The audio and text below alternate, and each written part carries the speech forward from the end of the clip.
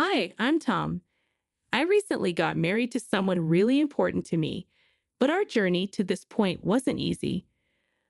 I want to tell you about how my wife and I met, starting from the beginning. We both got hired at the same company after college, and we're the same age. Her name's Margaret, but back then, we were just coworkers, and I'd call her Margaret casually. After our orientation, Margaret and I found ourselves working together in the sales department. We both pushed each other to excel, putting in hard work every day. At that time, I had a girlfriend, and things were going smoothly between us. Then one day in late April, my buddy Joe called me up. Joe and I had been friends since high school. Although we went to different colleges, we used to hang out occasionally, just us guys. Joe said, "Hey, I've got a couple of tickets for an amusement park. Want to double date with our girlfriends?" I'd never been on a double date before, so it felt a bit strange, but it sounded like it could be a fun experience. My girlfriend was also keen on the idea, so we agreed to go. During the long weekend, on the date of our double date, we met up at the amusement park. I stepped out of my car and called out to Joe, who waved back enthusiastically, saying, "Hey, long time no see." Despite knowing that we both had girlfriends, we hadn't met them or even knew their names before. Feeling a bit nervous, we introduced our partners, saying, "This is Margaret. Nice to meet you." When I saw the girl getting out of Joe's car, I exclaimed, "Wait, Margaret, is that you, Tom?" We both looked at each other and burst out laughing. It turned out that Joe's girlfriend was none other than my coworker, Margaret. "No way. I knew you were in sales. But Tom and Margaret, you work at the same company." Joe exclaimed in disbelief. It was such a surprising coincidence that all we could do was laugh, enjoying the moment like kids at an amusement park. Later, during lunch, they said they had something to share with me. Joe and Margaret had plans to tie the knot in June, although they hadn't set a specific date yet. They mentioned they wanted to wait until they had saved enough money for the wedding. Finally, on a fortunate day in June, Joe and Margaret exchanged vows. Margaret decided to keep her last name. I heard that since they got married, Margaret has been preparing Joe's lunch every day. I listened to all these romantic tales, but meanwhile, I experienced heartbreak when my girlfriend broke up with me that autumn. Ever since she learned about Joe and Margaret's wedding plans, she had been contemplating our relationship's future. I had been pondering it too, but her words hit me hard. "I can't see a future with you," she said. When I asked if I had done something wrong, her response was vague along the lines of, "It just doesn't feel right. Let's leave the past behind." I tried to accept it, but it was difficult to swallow. Joe and Margaret were there for me when I needed support and encouragement. Despite being newly married, they would invite me over for drinks to cheer me up. The three of us, along with other close friends and coworkers, started spending more time together. I thought this wonderful bond would last forever after Joe and Margaret's wedding. However, as the new year arrived and spring approached, marking our second year at the company, something unexpected happened. One Monday morning, Margaret was missing from work. I began to wonder if she was taking an unusual day off when my phone rang. It was a call from an old high school friend, sounding rushed and serious. Without preamble, he delivered the devastating news. Joe had an accident. I was stunned, unable to comprehend the words. "What? Joe, you must be joking. What do you mean he's gone?" The news hit me like a ton of bricks. The accident had occurred the previous night, leaving me in disbelief. Joe was sitting in the passenger seat of a friend's car when another vehicle, driven by a dozing driver, collided with theirs. Despite being rushed into emergency surgery, Joe tragically passed away in the early hours. I attended his funeral, unable to contain my tears as I mourned the loss of my dear friend. The harsh reality of his absence weighed heavily on me. Margaret initially held her composure but broke down in tears during the service. Unable to bear seeing her in such pain, I covered my face with a handkerchief, trying to mask my own grief. Afterwards, Margaret took a month off from work. When she returned, she had visibly lost weight, a physical manifestation of her grief. She approached my desk to express her gratitude for the emails I had sent during her absence, apologizing for causing any worry.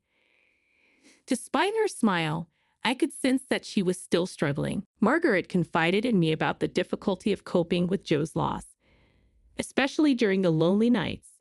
She appreciated the messages I had sent, as they reminded her to try to maintain some semblance of normalcy.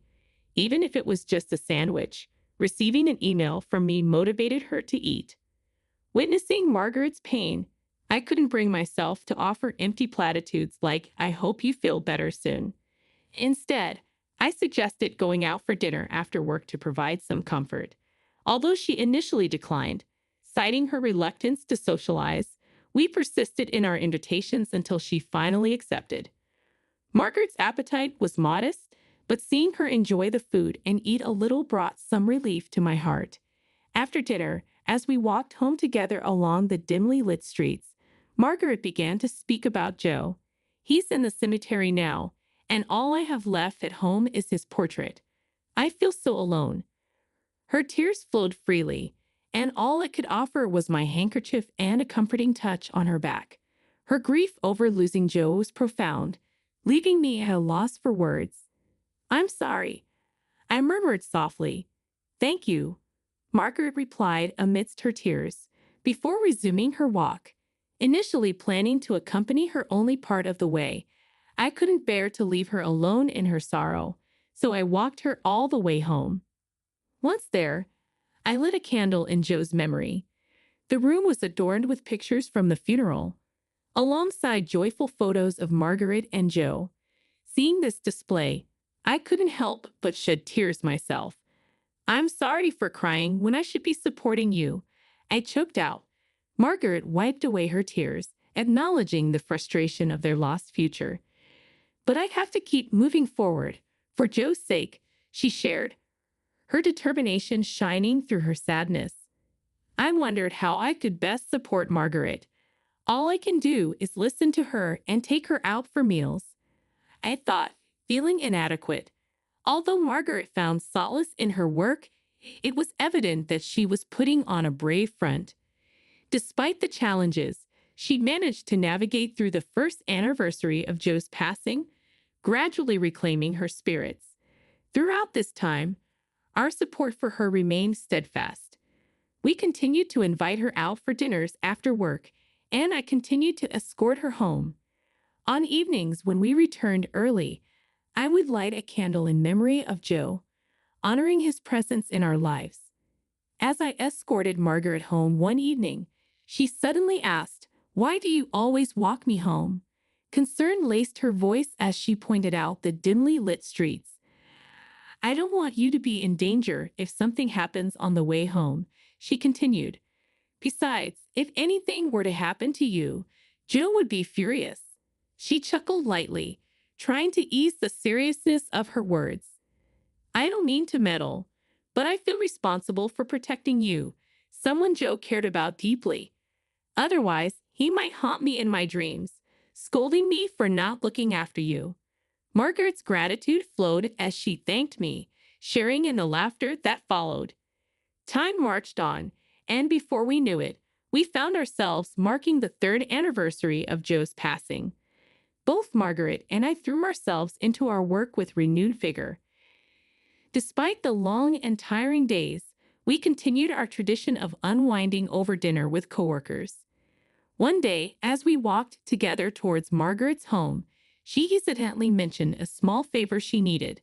"You see, the light bulbs in my foyer and dressing room have gone out." I attempted to reach the light bulbs by standing on a step stool, but they remained just out of my grasp. Margaret, somewhat embarrassed to ask for help, finally spoke up. "Could you lend me a hand?" "I can't quite reach," she requested. With a reassuring smile, I gladly agreed, dismissing her concerns with a light-hearted remark. "No problem at all. Don't worry about the small stuff. I reassured her, earning a grateful smile in return. Inside her home, I swiftly replaced the light bulbs. Thanks a bunch. It's amazing how handy a tall person can be, Margaret remarked appreciatively. I jokingly replied, well, lucky for me, I can reach the ceiling. Otherwise, that would have been quite the predicament, huh? Margaret chuckled, sharing a memory of Joe's struggles with a similar task in another room. I laughed along, remarking on my own height advantage. As I handed Margaret the folded step stool, our fingers brushed against each other unexpectedly, and our eyes met in a fleeting moment of connection. The laughter dissolved into a brief silence, but I quickly averted my gaze, feigning nonchalance. Suddenly, Margaret softly questioned, "Hey, why are you always so kind?" Her words caught me off guard, and our eyes met once again. In that instant, my heart skipped a beat, but I remained silent, simply regarding her. "You're always there for me, always caring." Margaret continued slowly, her words stirring something within me. Before I could respond, she added with a hint of playfulness, "You're almost too good to be true. I might start getting ideas." A rush of emotion surged through me, but Margaret quickly dismissed her remark, attributing it to perhaps being a little tipsy. She moved to put away the step stool as if nothing had happened. However, I found myself unable to let the moment pass. Before I could second-guess myself, I reached out and enveloped her in a tender hug from behind. A quiet moment passed between us. I could sense Margaret's warmth seeping through my embrace, and suddenly it hit me. The desire to protect Margaret surged within me, transcending the bounds of mere friendship or coworker camaraderie. I realized I was falling for her, yet just as quickly as the realization dawned on me, a vivid image of my dear friend Joe flashed through my mind, causing me to reluctantly loosen my grip on Margaret. "Sorry, I think I might have had a bit too much to drink," I mumbled apologetically, attempting to diffuse the tension. Margaret shook her head, her eyes glistening with unshed tears. As she turned towards me, a solitary tear trickled down her cheek. My gaze drifted to Joe's framed photograph, and without uttering a word, I approached it and lit a silent candle in my heart, silently begging for forgiveness. "See you at work tomorrow," I murmured to Margaret before quietly departing her home. The following day at the office, we went about our tasks as if nothing had transpired. Yet, with every exchanged glance, an unspoken weight hung heavy between us. I suspected Margaret felt it too. This silent dance continued for some time, till one evening, as I escorted Margaret home after dinner with coworkers, an unusual silence enveloped us. Sensing the unspoken words that had been lingering between us, it came to a halt, and Margaret followed suit. Summoning all my courage, I finally voiced my feelings. "Is it wrong if it's me? I'd want to stand by your side in any capacity," I confessed, my words brimming with sincerity. Margaret met my gaze, and after a pregnant pause, she nodded in acceptance. "Yes," she replied softly, acknowledging my sentiments. But this was not the end of our story. On my day off that week, I made a pilgrimage to a particular place, Joe's graveside. It was important for me to share this news with him right there where he rested. "Joe, I've come to make a promise," I began solemnly. "I vow to make Margaret happy and to care for her just as you would have. Please accept that I'll be by her side. I promise to safeguard her smile, no matter the challenges," I declared, bowing my head respectfully before his resting place. As I closed my eyes in silent reverence, time seemed to slip away. Suddenly, a gentle, warm breeze swept through the cemetery, caressing my skin. It felt like Joe's gentle reply to my pledge. Gratefully, I lifted my head and met his gravestone once more. "Do you forgive me?" I whispered, seeking his understanding. Another tender breeze brushed by, imbued with a kindness reminiscent of Joe's comforting presence. Thank you, I murmured, bowing my head once more. I promised to honor this vow. I vowed to Joe before departing. A decade had passed since that solemn moment.